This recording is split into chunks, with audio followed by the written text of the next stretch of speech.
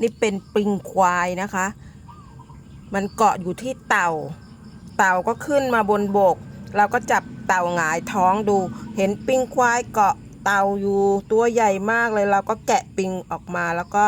เอาปูนแดงเนี้ยใส่ลงไปให้เขาตอนเช้ามาเห็นเป็นแบบนี้ค่ะน่าสงสารมากปลิงควายตัวใหญ่มากๆดูปากเขาแล้วตอนที่แกะมานะเลือดเต็มเลยค่ะ